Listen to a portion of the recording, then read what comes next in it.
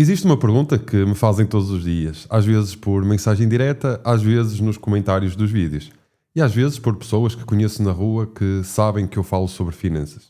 A pergunta é sempre a mesma, com palavras diferentes.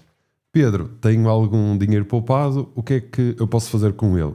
E quando começo a responder, noto sempre a mesma coisa. A pessoa fica com uma cara de quem está à espera de um segredo, uma fórmula mágica. O investimento certo, o momento perfeito para fazê-lo. Mas a verdade é outra e é muito mais simples e muito mais difícil ao mesmo tempo. Não existe o investimento certo, existe o investimento certo para ti, para a tua situação, para os teus objetivos de vida e para o teu nível de risco. E neste vídeo vou dar-te esse guia do princípio ao fim, sem atalhos e sem promessas impossíveis, com dados reais de 2026. Vou falar-te do fundo de emergência, que é onde tudo começa, da dívida, que é o nosso inimigo silencioso, do nosso orçamento, que é a ferramenta que ninguém quer usar, mas toda a gente precisa. Vou falar dos certificados de aforro, dos PPRs, dos ETFs e de como juntar tudo isto numa estratégia que faça sentido para um português em 2026. Se ficares até ao final deste vídeo, vais sair daqui com um plano, não com uma ideia vaga, com um plano concreto. Então, deixa já o teu like, que ajuda-me muito, e subscreve o canal para não perderes nenhum vídeo. Vamos lá, antes de falarmos de investimentos, eu preciso te mostrar um retrato, o retrato financeiro do português médio em 2026. E em 2026 o salário mínimo em Portugal é de 920 euros brutos, o que equivale a cerca de 819 euros líquidos por mês. O salário médio ronda os 1.694 euros brutos, e parece razoável, mas aqui está o problema. Segundo um estudo da Consumer Sentiment Survey 2025, da Boston Consulting Group, 64% dos portugueses poupam menos de 10% do seu salário líquido e 36% não conseguem guardar sequer 5%. Pensa nisto, 2 em cada 3 portugueses que trabalham, pagam impostos, passam a vida a trabalhar, não conseguem guardar cerca de 10% do que ganham. E este mas é importante, não é culpa deles. Os portugueses enfrentam pressão crescente nas despesas fixas, no caso da habitação, da energia, da alimentação.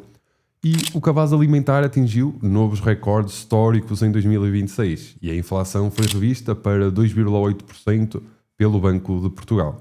Com uma inflação de 2,8%, quem poupa 0% está a perder 2,8% de poder de compra todos os anos. Automaticamente, sem fazermos qualquer tipo de coisa. Mas quem poupa 5% num depósito a prazo que rende 1% está a perder 1,7% por ano de poder de compra real. Só quem consegue fazer o dinheiro crescer acima da inflação está verdadeiramente a construir riqueza. E é exatamente isso que este guia vai ensinar-te a fazer. Mas antes de falarmos de investimentos, há uma ordem e essa ordem é sagrada. E aqui há uma sequência, é importante não pularmos etapas. Há um erro que vejo repetidamente. Alguém recebe um extra, uma herança pequena, um bónus e vai direto comprar ações ou Bitcoin sem um fundo de emergência, com dívidas de cartão de crédito, sem orçamento. É como construir o teto antes das paredes. Não funciona. A ordem certa é esta e vou explicar cada passo. O primeiro passo é liquidarmos as nossas dívidas caras. Se tens dívidas de cartões de crédito a taxas de 15, 20% ou mais, essa é a tua prioridade absoluta. Nenhum investimento vai bater uma taxa de juros de 20% ao ano. Pagar então essa dívida é o melhor investimento que podes fazer. O segundo passo é criar um fundo de emergência. Antes de investir um único euro que seja, tens de ter uma rede de segurança. E o fundo de emergência são entre 3 a 6 meses das tuas despesas mensais num lugar seguro, líquido e acessível. Se as tuas despesas mensais são, por exemplo, de 1.200 euros, o teu fundo de emergência deve ter entre 3.600 a 7.200 euros, guardado nos certificados de aforro ou numa conta remunerada, não investido em ações, não investido em Bitcoin. Algo que seja pronto para usar amanhã caso precises. E o passo 3 é organizar o orçamento. Não é possível investirmos consistentemente sem saber para onde vai o nosso dinheiro. O orçamento não é uma prisão, é um mapa que nos ajuda e ninguém viaja sem esse mapa. A regra mais simples é: divide o teu rendimento líquido em 3 partes. 50% para necessidades, que são as básicas, habitação, alimentação, os transportes, e 30% para desejos, que é o lazer, restaurantes, viagens. Depois, usas 20% para poupança e investimento. Se ganhares 1.200 euros líquidos, são 240 euros por mês para poupança e investimento.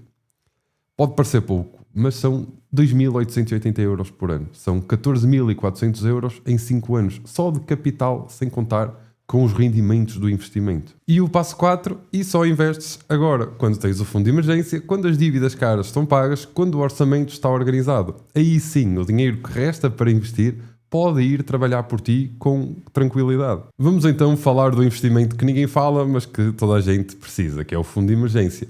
E o fundo de emergência é o ativo financeiro mais importante que tu tens.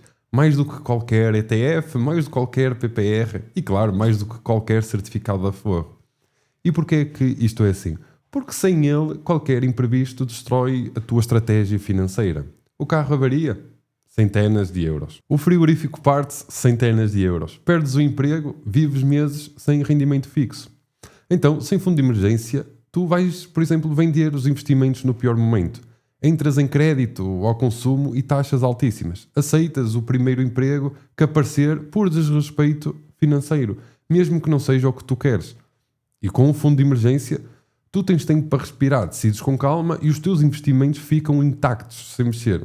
Agora a pergunta prática é, onde guardarmos o fundo de emergência? Não, por exemplo, numa conta à ordem a render 0. Não em ações que podem cair 30% exatamente quando tu vais precisar de dinheiro. A melhor opção para a maioria dos portugueses em 2026 pode ser, por exemplo, os certificados de aforro. E aqui estão as razões. Os certificados de aforro da série F têm capital garantido pelo Estado português. A taxa base está atualmente em 2,138%, revista mensalmente com base na Euribor a 3 meses. Podes resgatar a qualquer momento após os primeiros 3 meses, sem qualquer tipo de penalização. E a subscrição mínima é de apenas 10€. Capital garantido, liquidez após 3 meses. Rende acima da maioria dos depósitos a prazo. E é garantido pelo próprio Estado português. Para o fundo de emergência é quase uma grande opção. E a verdade é que este é o produto que toda a gente conhece, mas pouca gente otimiza. Os certificados de aforro são provavelmente o produto financeiro mais subestimado em Portugal. Toda a gente ouviu falar, muita gente tem, mas pouca gente percebe exatamente como eles funcionam e como tirar o máximo partido deles. Vamos lá então. A taxa base é definida pela média da Euribor a 3 meses, nos últimos 10 dias úteis anteriores. Tem um teto máximo de 2,5% e não pode ser negativa. Os juros são capitalizados trimestralmente, ou seja, ganhas juros sobre os juros que já ganhaste. Mas aqui está a parte que muita pouca gente usa corretamente, que é o prémio de permanência. A partir do segundo ano, receberes um prémio adicional. Do segundo ano ao quinto ano, mais 0,25%. Do sexto ao nono ano, mais 0,5%. Do décimo ao 11º ano, mais 1%. Do 12º ao 13º, mais 1,5%. E nos últimos 2 anos, mais 1,75%. Isto significa que se mantiveres os certificados de aforro durante 15 anos, a tua taxa pode chegar a 2,5% mais 1,75% de prémio. Potencialmente 4,25% anual, dependendo da Euribor, claro. A Euribor pode subir ou descer, não há garantia de taxa fixa, mas a estrutura de prémios é um incentivo poderoso para quem planeia deixar ali para o longo prazo. Então, para quem usar os certificados de aforro? Para o fundo de emergência? Sim, pode ser sempre utilizado. Para poupanças de curto e médio prazo? Sim. Para quem é avesso ao risco e quer capital garantido? Também. Para quem quer crescimento real acima da inflação a longo prazo, os certificados de aforro são uma boa base, mas não vão chegar sozinhos. O PPR, que é o Plano de Poupança Reforma, é um dos produtos mais debatidos em Portugal. Há quem diga que é excelente e há quem diga que é uma armadilha. A verdade está algures no meio e depende muito de como tu o usas. Então vamos aos factos. A grande vantagem do PPR é a parte fiscal. Podes deduzir 20% do valor investido no IRS, até 400€ por ano, para contribuintes mais jovens, 350€ entre os 35 e os 50 anos e 300€ acima dos 50 anos. Numa linguagem simples, se investires 2.000€ num PPR, podes receber até 400€ extra de reembolso no IRS. É dinheiro que o fisco te devolve só por poupares para a reforma. Mas, e aqui está o mas mais importante desta secção. O benefício fiscal médio real dos últimos 10 anos foi de apenas 2,2% do valor investido, e não os 20% permitidos por lei. Isso acontece porque o benefício fiscal compete com outras deduções. Por outras palavras, se já tens muitas outras deduções, A do PPR não pode acrescentar muito. Tens de fazer as contas para o teu caso específico. O segundo problema do PPR são as comissões. Há PPRs com comissões anuais de 1,5%, 2% ou mais. Se o produto rende 3% ao ano e pagas 2% de comissões, ficas apenas com 1%. Menos do que um depósito a prazo. E a regra de ouro: nunca subscrevas um PPR sem saber a comissão de gestão anual. Se for acima de 1%, procura outra alternativa. Os melhores PPRs em Portugal em 2026 têm comissões entre 0,3% e 0,6% e estão disponíveis em corretoras online. E quando podes resgatar sem penalizações? Apenas em situações muito específicas, por exemplo, reforma por velhice, doença grave, desemprego prolongado de longa duração, incapacidade permanente para o trabalho ou após os 60 anos, se o PPR tiver mais de 5 anos. Portanto, o PPR é uma ferramenta muito poderosa, mas exige horizonte longo, comissões baixas e verificar que o benefício fiscal é real para o teu caso. Feito isso, é excelente.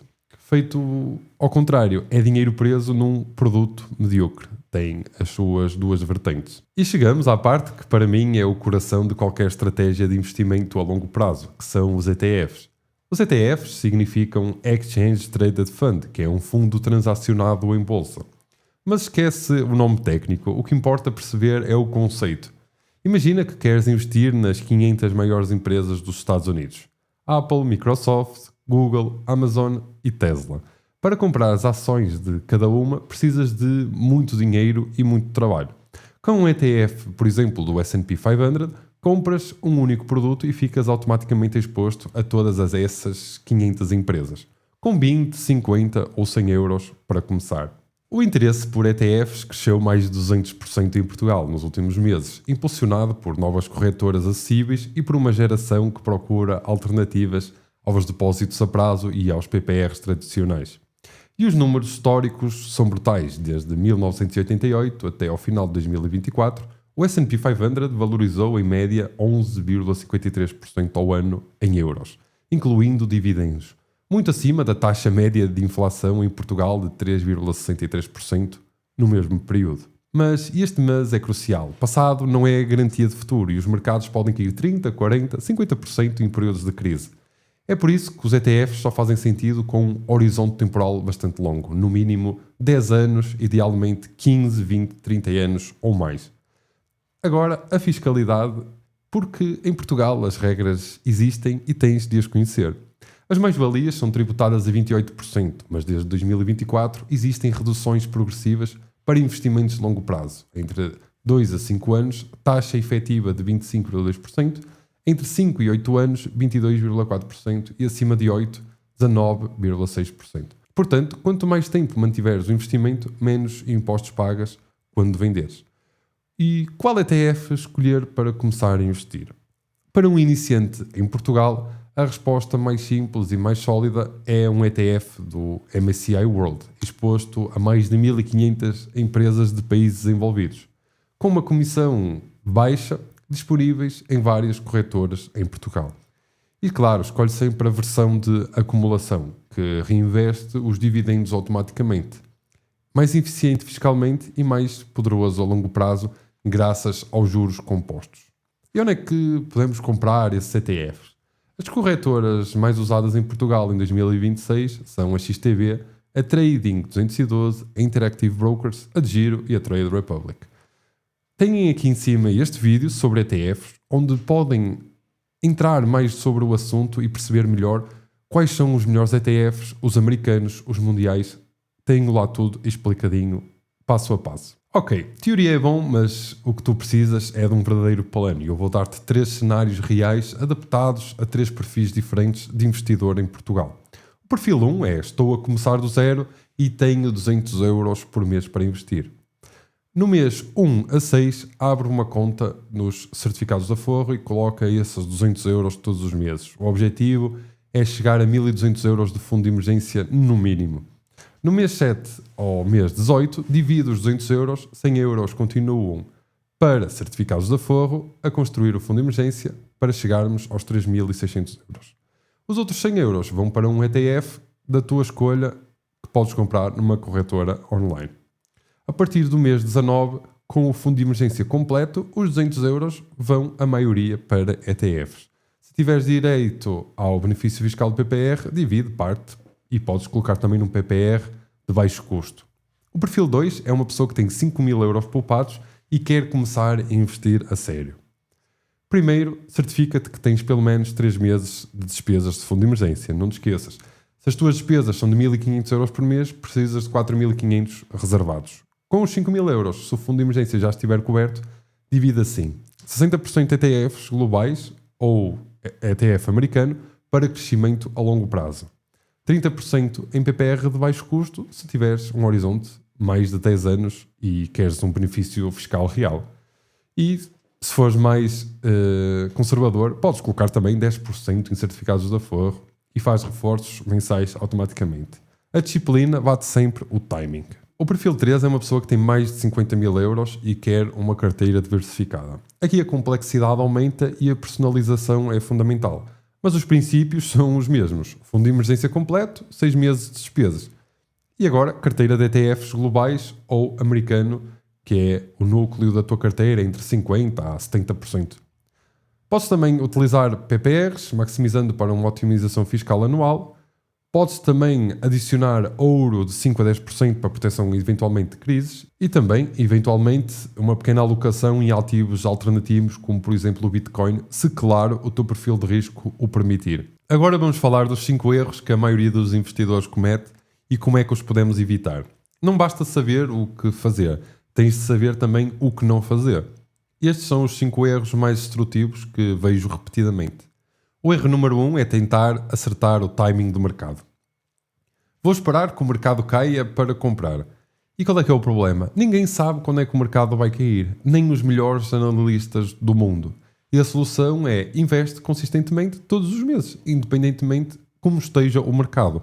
É o chamado DCA Dollar Cost Averaging.